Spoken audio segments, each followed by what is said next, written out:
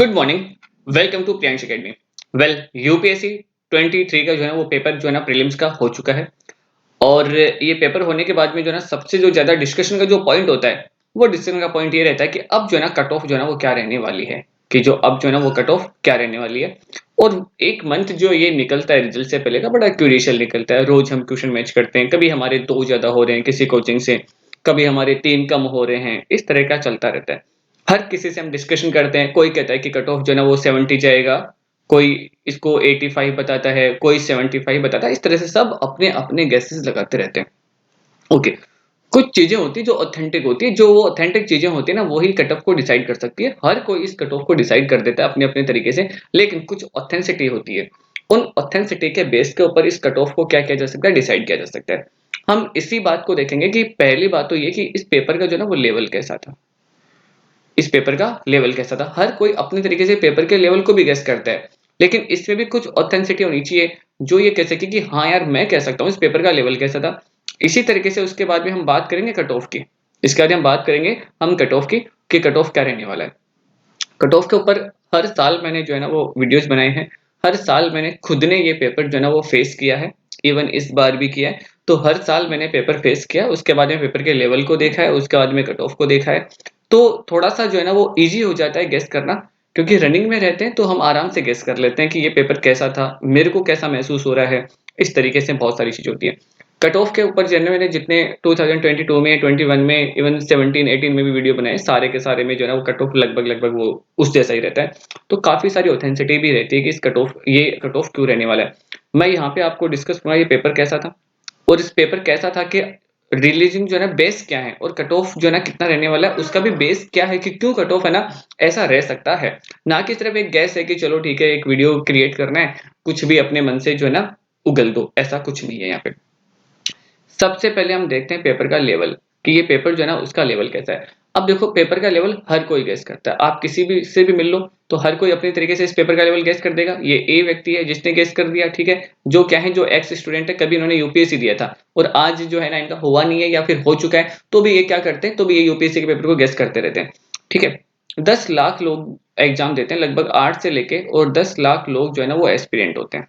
हर साल जो है ना वो एस्पिरेंट होते हैं। 2 लाख लोग हिडन एस्पिरेंट होते हैं। हिडन एस्पिरेंट का मतलब एक तो वो जो एक्स स्टूडेंट जिनका हुआ नहीं है, जिन्होंने कर लिया लेकिन अभी भी यूपीएससी का पेपर देखना क्रेज रहता है। एक वो जो आने वाले सालों में क्या देंगे, यूपीएससी देंगे। तो इस तरह से 8 से 10 लाख एस्पिरेंट हो जाते हैं, हिडन भी होते हैं और जो है ना डायरेक्टली भी होते हैं। अब ये इस पेपर को गेस करेंगे तो ये एग्जाम नहीं दे रहे हैं, और इनको लगेगा कि हाँ हाँ ऐसा था, अगर मैं पढ़ता तो ऐसा ऐसा हो जाता, ऐसा हो जाता। तो इनका गैस जो है ना वो क्या होगा, इनका गैस बिल्कुल करेक्ट नहीं होके उनका गैस जो है ना वो ऐसा समझ लो कि 30% के आसपास ठीक बैठता है, कि 30-40% ये गैस कर सकते हैं कि कैसा पेपर था, बाकी ज्यादा ये गैस नहीं कर सकते। इनके टाइम पे कैसा पेपर आया होगा, अब कैसा आता होगा, बिल्कुल डिफरेंट है। उसके बाद में हम बात करते हैं कि वो लोग जिन्होंने एग्जाम दिया है, कि हम उनकी बात करते हैं जिन्होंने क्या किया, एग्जाम दिया। अब ये एग्जाम देने वालों में बहुत सारे लोग होते हैं, जिनमें से मुझे लगता है कि सिर्फ 1 लाख लोग ऐसे होते हैं जिन्होंने सीरियसली, 1 से 1.5 लाख कर लो इसको, ज्यादा से ज्यादा मैक्सिमम, जिन्होंने वाकई सीरियसली जो है एक रूम में बंद होकर स्टडी करी है। बाकी सारे क्या करते हैं, एक्सपीरियंस के लिए जाते हैं कि हाँ एक्सपीरियंस हो जाएगा, प्रीलिम्स कैसा होता है। इन 1 लाख लोगों से पूछा जाए तो इनको पता चलता है कि इनको उस पेपर को देख के किस तरह के पसीने आ रहे थे, किस तरह का इनका एक्सपीरियंस रहा था, किस तरीके से जो है ना वहां पे इन्होंने हैंडल किया है उन 2 घंटों को। तो इनको जो है ना बहुत सारी चीजें इस पेपर के बारे में पता होती है। एक्सपीरियंस लेने जाते हैं, ये क्या सोचते हैं, इनको 10 क्वेश्चन आ जाते हैं यहाँ पे। ये क्या सोचते हैं, मैंने थोड़ी सी पढ़ाई करी थी, 10 क्वेश्चन ठीक कर डाले, अगर मैं और ज्यादा पढ़ता तो मैं यहाँ से कम जो है ना 50 से लेके 60 क्वेश्चन तो कर डालता। करंट अफेयर भी आया था, मैंने करंट अफेयर तो पढ़ा ही नहीं था, अगर मैं करंट अफेयर पढ़ता तो मैं ये भी कर देता। इनको नहीं पता कि पूरे साल स्टडी करने के बाद में भी ये सब बहुत मुश्किल है। तो ये जो 10 क्वेश्चन वाले जो गैस करते हैं, इनका गैस भी जो है ना बिल्कुल जो है ना क्या होता है, खराब होता है। इसके बाद में आ जाते हैं सबसे जो महान जो हस्तियां हैं, वो हैं कोचिंग। कोचिंग वाले गैस करते हैं। कोचिंग वाले किसी भी एक टीचर को ये पेपर दे दिया जाए तो वो सिर्फ जो है ना वो कितने अपने सब्जेक्ट के जो है ना वो 5 से लेकर 10 क्वेश्चन कर पाएगा। जो पॉलिटी पढ़ाता है वो पॉलिटी वाले क्वेश्चन कर देगा, हिस्ट्री में उसको हवा नहीं लगेगी, हिस्ट्री पढ़ाने वाले सर हिस्ट्री के क्वेश्चन कर देंगे। और वो इसलिए कर देंगे क्योंकि उन्होंने 5-10 साल से पर्टिकुलर सब्जेक्ट पढ़ाया है। तो वो 5-10 क्वेश्चन के बेस के ऊपर क्या करते हैं, पूरे 90 वाले पेपर को गैस कर देते हैं, कि 100 क्वेश्चन पेपर में है उसको गैस कर डालते हैं कि ये पेपर तो ऐसा रहा है, और किस बेस के ऊपर, क्योंकि उनको पता है कि ये जो 5 से लेके जो 10 क्वेश्चन मेरे सब्जेक्ट की जो मेरे को आते हैं उनके बारे में पता है। रियल गैस कौन कर सकता है? जिसने पिछला एग्जाम भी दिया हो या जिसने पिछले एग्जाम के बहुत सारे पेपर देखे हो। ये 1 लाख लोगों में जिन्होंने अब वहां पे बिल्कुल सीरियस होकर प्रिपरेशन करी थी और उनको एक एक क्वेश्चन करने में कितना जो है ना वो टाइम लग रहा है, कितना जोर आ रहा है, कितना अपना दिमाग लगाना पड़ रहा है, ये बता सकते हैं कि रियल में इस पेपर का लेवल क्या था। बाकी जो अच्छी तैयारी कर रहा है लेकिन जिसने अटेम्प्ट नहीं किया, वो बाहर पेपर देखेगा तो उसके 5 क्वेश्चन तो वैसे भी ठीक हो जाते हैं कि वो उस टाइम जो है ना क्या होता है कि उस प्रेशर में ही नहीं रहता। इस वजह से जो है ना यहाँ पे क्या हो जाता है कि लिटिल बिट जो है ना इनके लिए इजी हो जाता है। तो ये जो गेस्ट है ना, इनमें से सटीक गेस्ट जो है ना सिर्फ ये है। बाकी सारे के सारे जो है ना वो गेस्ट जो है ना वो अपने तरीके के होते हैं, जिस तरह से मैंने एक्सप्लेन किया किस तरह से। अब बात करते हैं कि ना कि पेपर जो है ना वो जीएस का तो कैसा रहा था और सी सेट का जो है ना वो कैसा रहा था। तो सबसे पहले हम जीएस की बात करते हैं। इस बार का जीएस जो है ना बिल्कुल पिछले वाले पेपर से कहीं पे भी जो है मैच नहीं हो रहा था, एकदम जो है ना वो एक्सट्रीमली डिफरेंट। ठीक है कि पेपर जो है ना वो कैसा था, बिल्कुल जो है ना वो पिछले वाले पेपर से बिल्कुल अलग था।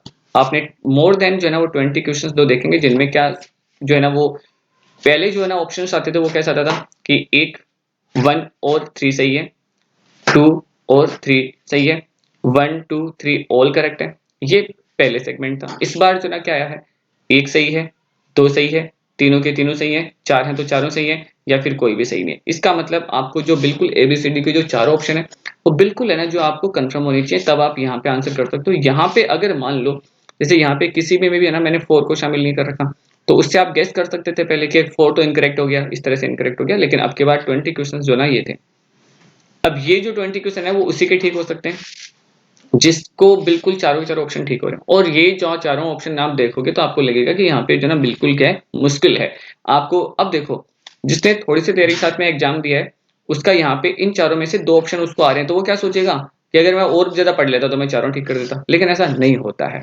तो इस बार ऐसा पेपर था जिसमें से 20 क्वेश्चन थे। ये 20 क्वेश्चन में से आप सोच के चलो कि किसी के भी जो है ना ज्यादा से ज्यादा 5 से लेके है ना कम से कम 5 और ज्यादा से ज्यादा 10 क्वेश्चन जो है ना वो ठीक हो सकते हैं। बाकी किसी के 20 क्वेश्चन ठीक होते हैं। तो इन 20 क्वेश्चंस ने इस मेरिट को ऑलरेडी कितना कम कर दिया, लगभग जो है ना 5 से लेके और 7 मार्क्स जो है ना इन 20 क्वेश्चंस में कम कर दिया। ये बिल्कुल एकदम फैक्ट है। अगर आप बिल्कुल डीप में सोचोगे तो आपको लगेगा कि हाँ इन 20 क्वेश्चंस ने जो है ना मेरिट को कम लाने में जो है बिल्कुल है ना जो है इनकी रोल रहेगा। ओके, एक तो ये हुआ जीएस पेपर के बारे में। और जीएस में काफी सारी चीजें ऐसी थी जो बिल्कुल कट ऑफ को कम लेके आएंगे। अब बात करते हैं हम सी सेट की। ठीक है, सी सेट आपको पता ही है कि 80 क्वेश्चन इसमें होते हैं और इसके मार्क्स होते हैं 200। हमें पास करने के लिए कितने, इन 200 में से 66 मार्क्स चाहिए होते हैं। और इन 80 में से क्वेश्चन की बात करें तो 27 क्वेश्चन जो है ना हमारे एक्यूरेट ठीक होने चाहिए, तब जाके हम क्या करते हैं क्वालिफाई कर लेते हैं। ये 20 जो है ना ये क्या है, ये मार्क्स हैं। और ये क्वेश्चन है कि अगर हम 27 क्वेश्चन ठीक कर देते हैं एक्यूरेट, नेगेटिव हटा के, तो हमारा जो है ना इसमें सी सेट में सिलेक्शन हो जाता है।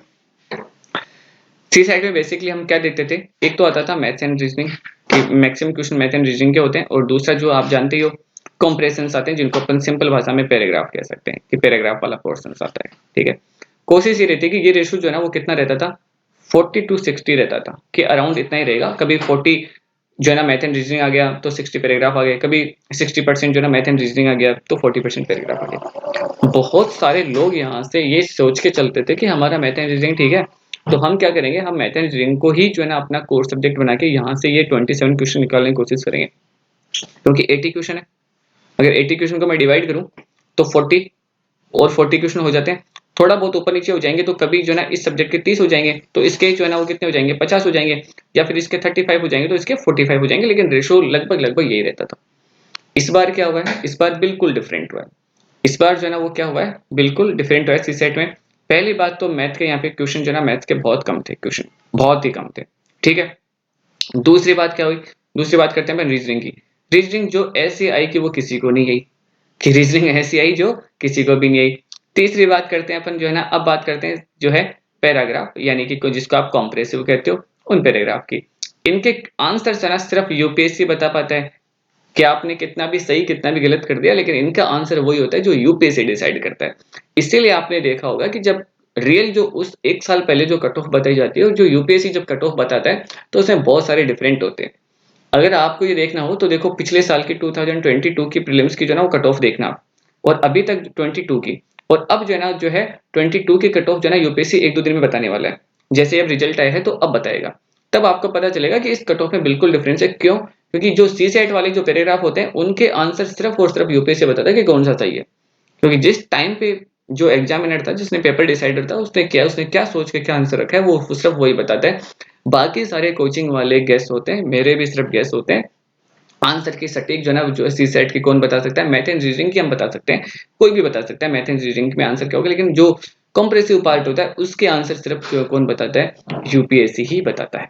ठीक है, तो ये वाला जो सी सेट है। अब बात ये है कि जो मैथ एंड रीजनिंग, जैसे मैं मेरी बात कहूँ तो मेरा जो है पोर्शन मैथ एंड रीजनिंग बहुत स्ट्रॉन्ग है।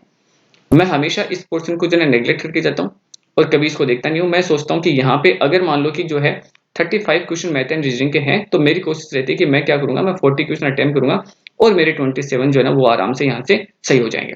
और ऐसा होता भी आया है।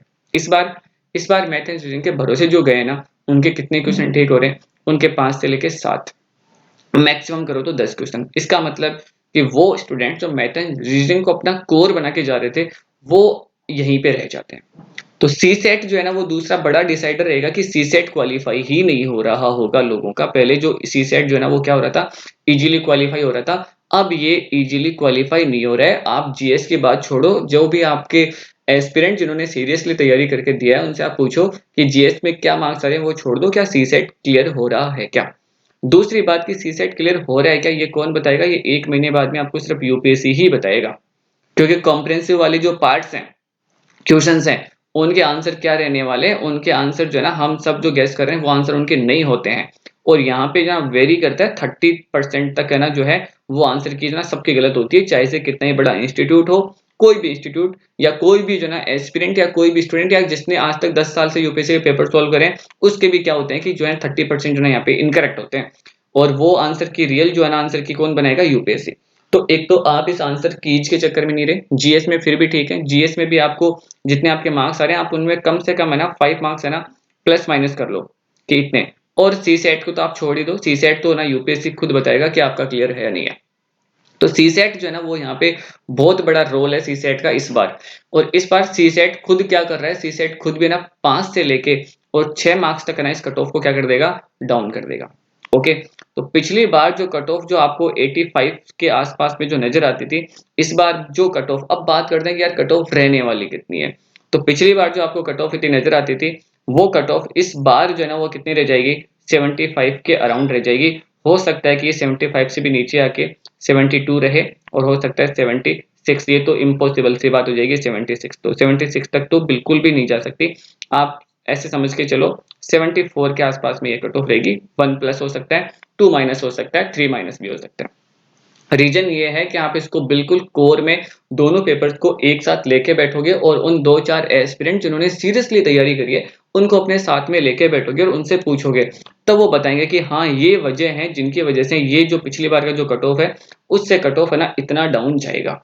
ठीक है, तो ये आप सोच के चलिए कि जिस किसी के भी ना आप 70 जो है ना वो आ रहे हैं जीएस में, वो सब लोग एक बार के लिए तो सेफ है ना, कि वो क्या कर सकते हैं, वो प्रिपरेशन कर सकते हैं।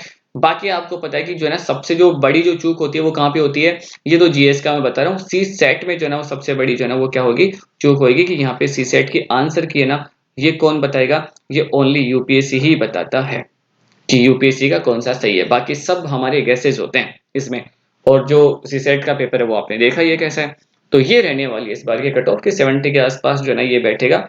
ठीक है, और ज्यादा करो तो 74 जनरल की कट ऑफ रहने वाली है। 70 जो मैंने बताई है वो कैटेगरीज की बताई है, जिसमें ओबीसी या एससी वाली कट ऑफ है ये इतनी। इसमें भी है ना जो है ना आपको 68 देखने को भी मिल जाए, तो इसमें कोई बड़ी हैरत वाली बात नहीं है। बाकी जितने मैंने जो आपको बताया कि क्या बेस है, किस बेस पे है ना मैं ये बात कर रहा हूँ, वो मैंने आपको यहाँ पे डिस्कशन किया है। आप भी क्या करें कि अगर आप किसी से पूछते हैं तो आप उन्हीं से पूछे जिन्होंने सीरियसली जो ना तैयारी करी है, वो ही बता पाएगा कि ना कि पेपर कैसा था। Okay, thank you so much.